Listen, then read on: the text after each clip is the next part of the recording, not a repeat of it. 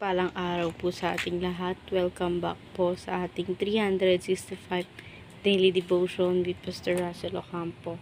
So, ang topic po natin for today, gusto mo bang makakita ng himala?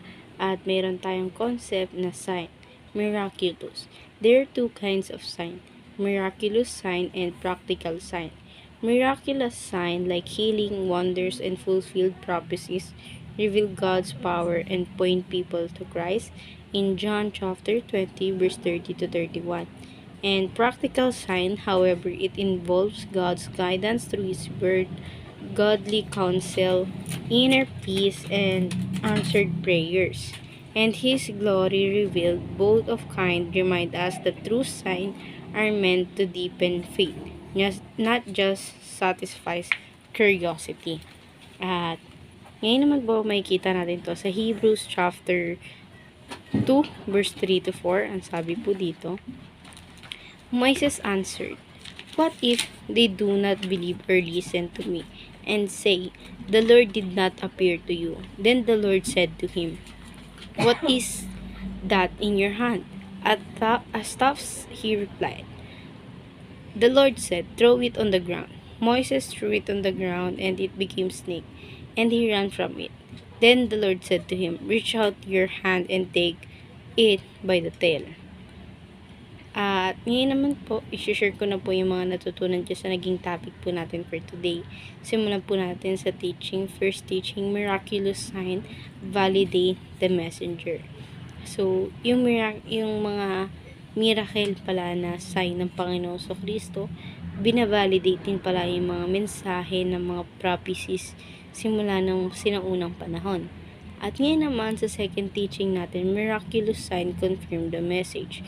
So, yung mga miraculous sign pala minsan nako-confirm din yon sa pamagitan ng mga mensaheng inihahatid sa atin ng mga prophecies ng ating Panginoon.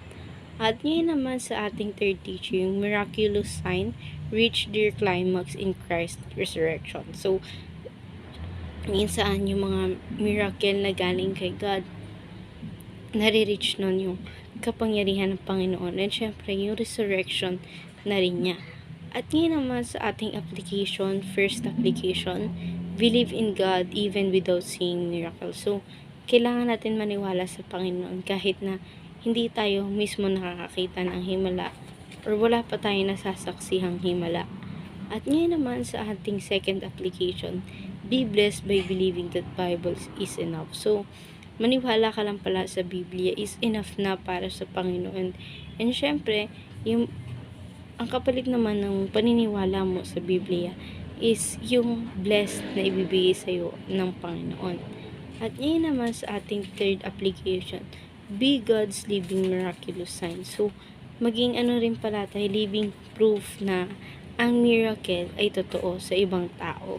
At ngayon naman sa ating discussion, why did Jesus say, "Blessed are those who have not seen and yet have believed"?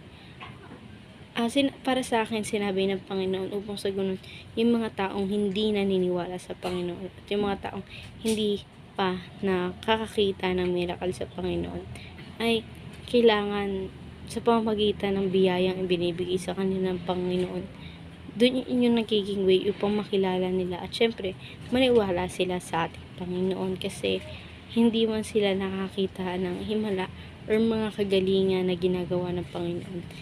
Through the blessings na ibinibigay ng Panginoon, doon nila pasasalamatan at maniniwalang totoo ang Diyos. So, ayun lamang po for our today's discussion. Thank you for watching.